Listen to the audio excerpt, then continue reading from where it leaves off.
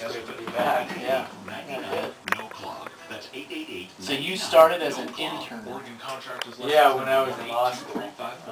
Summer of '95. 1995. All right. First year after law. That's quite a story. That's cool. And you should write a book about that. So I'll start with you. And Larry, if you want to chime in at any point, all right, let me know. I'll ask questions to both of you. You'll be right there. Yeah. You're on your own today? You're on your own today? Yeah, he's gone today. He's sick. Super sick, my friend. A sunny Monday and he's sick. Yeah, I know. There was a big huge golf tournament today. Yeah, I know, and he's emceeing it. Oh, Yeah. okay, so the there one on the pumpkin? Yeah, pumpkin. Yeah, he was a part of that. So yeah, I'm sure that's what it is. Yeah, I was going to say. He just likes to say he's sick. Yeah, exactly. It's always a Monday and a Friday, I was going to say. Every time. I was out there this morning. That was a big tournament. Yeah. I mean, my goodness. What's that? That's for the Ronald McDonald House, right? Yeah. All right, guys.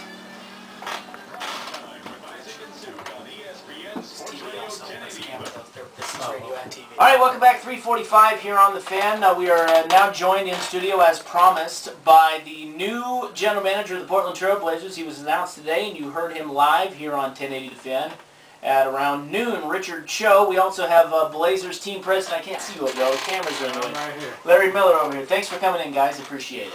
Not a problem. Glad Glad to be here. Now, Richard, welcome to Portland.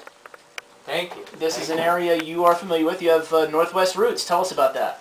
Yeah, I grew up in Federal Way, Washington, just about 30 minutes south of Seattle. I spent most of my life there, and it's just great to be back home in the Northwest. Now, what were your impressions? I know they flew you over to, where was it, Finland? Helsinki. Helsinki, after you met with Larry Miller. So you meet with Larry Miller. When was that? In Vegas. That was in Vegas. Yep. Last week. Last Tuesday. Okay, and then they said, Larry Miller says, I like Richard Cho, so then you got to put him on a plane to go over to Helsinki? Yeah, the big question was, did he have his passport with him? And he did. And he did? Yeah, Smart man. All right, so what were your impressions of Paul Allen when you visited with him? You know, I was very impressed. Mr. Allen is a guy that asks a lot of questions. He's very thoughtful in his questions, very thoughtful in his responses to the answers, and so he'll follow up with additional questions. He's a guy that follows the game, really has a passion for Blazer basketball, and just really wants to win. And that's one thing that resonated with me when I met him. What was the toughest question he asked you? Oh, I bet you he made you squirm. I know he's good at that. Larry can attest to that. He's good at that. Yeah, he asked a lot of tough questions, and I can't think of one, the toughest one, but he did ask a lot of tough questions. One of the pitfalls, I should say pitfalls, but working with Paul Allen is he has associates. He has guys around him. Larry Miller knows very well. They're known as the Vulcans, and there has been a history of individuals in your seat and in other parts of the organization that have had a tough time working in that environment. You have guys who maybe not even as qualified as you, but are in the owner's ear. What is your approach to dealing with all of these individuals who have a hand and a say in what goes on with the Blazers?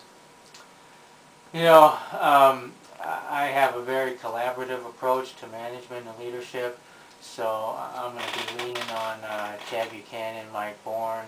I'm going to get a lot of input from the coaches. I'm going to get input from Larry Miller. I'm going to get input from Mr. Allen, and so that's the kind of way that's the way I approach things. I don't know everything, and but I will get a lot of input, and then I'll ask questions on those input, and then use a group approach, and then make a final decision. Yeah, I'd just like to chime on the quote Balkans, right? There's not a group of people up there in Seattle who sit back and dictate, has the right to weigh in on decisions, and there's another person, Bert Kolb.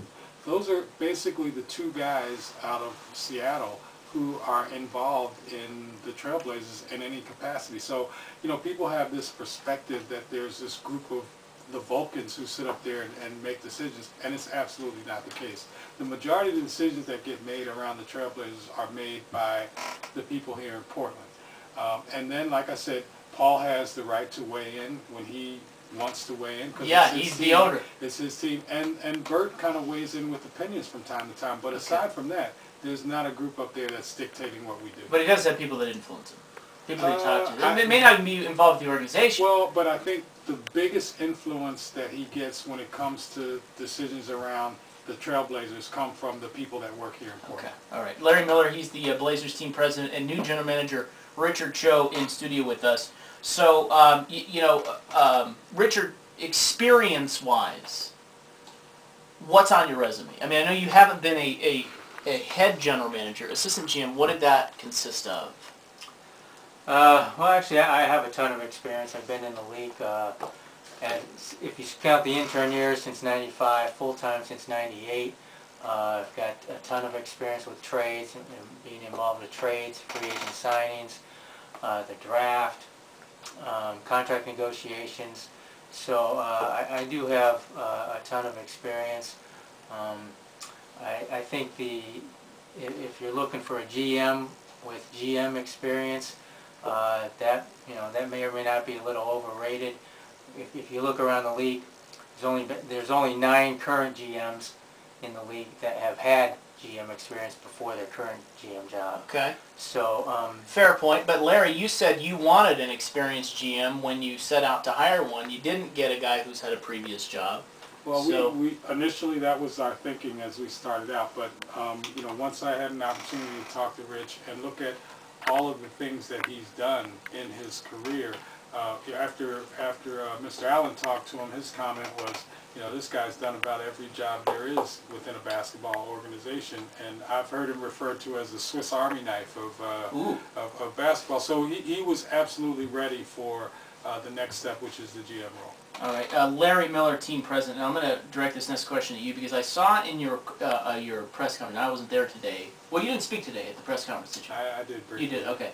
I saw in your quotes you said you respect the job that journalists in this market do.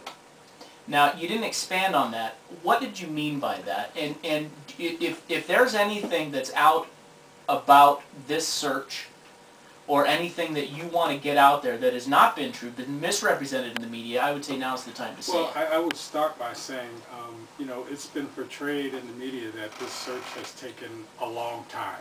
And the reality is we started this search, in essence, we started this search on draft day because that's when Kevin was officially gone. It's also been, put out there that we knew that since March that Kevin wasn't going to be here. Not true. It wasn't until draft day that there was a final determination that Kevin wasn't going to be here any longer. So, I mean, there are things out there that I think people speculate about, and that's fine, but, what we're trying to do is get the real story out and get the truth out. And the reality is, I didn't know, none of us knew that Kevin was not going to be here until draft day, and that's when we started in earnest our search for a new GM. So you're saying there was no search firm that was out there? No, I'm not saying that. We actually did start to say, okay, if for some reason a decision is made that Kevin's not going to be here, let's see who's available. And that's what the search firm was charged with doing. But the decision had not been made by Paul as to whether he was going to retain Kevin or let Kevin go.